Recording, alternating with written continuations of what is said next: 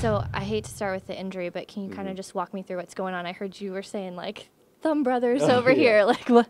Well, I mean, yeah, I broke my thumb in the London game, and so I had to get surgery after that. So unfortunately, Nigel obviously had an injury, and yeah, so now we're thumb brothers.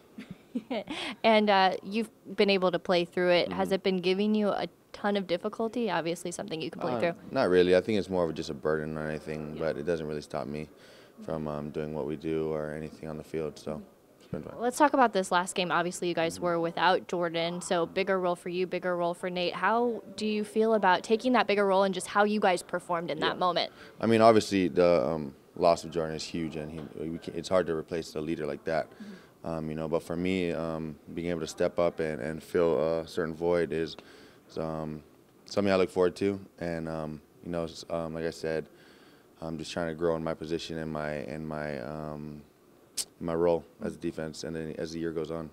When you guys were really able to limit Saquon, especially in the second half, compared to the first time you guys saw him this season, what allowed you to have such success against him?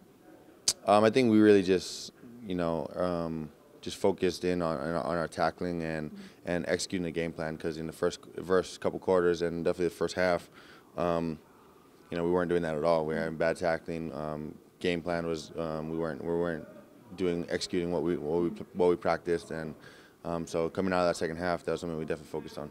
So was it historically bad first half defensively and a historically amazing second half defensively? Have you ever been a part of something like that? I've definitely never been a part of that. We were talking about that in the meeting today, how we've given the most yards and points or whatever in the first half, and then the least in the second. So I mean, it's going to be a great story down the road, but we definitely don't want to do that again. Another division opponent coming up, Monday Night Football, Adrian Peterson, another running back who just does not seem to age.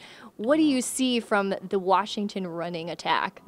Like I said, I mean, that's their main guy, and they're going to feed him the ball any way they can. And like you said, the guy doesn't look like he's lost a step at all. We were just calling him the fountain of youth, because I don't know what he's eating and drinking, but he's doing exactly what he did in his younger years. So I mean, it's going to be a great challenge, but we're definitely up to it. And what's kind of the message amongst the linebacking core heading into this one?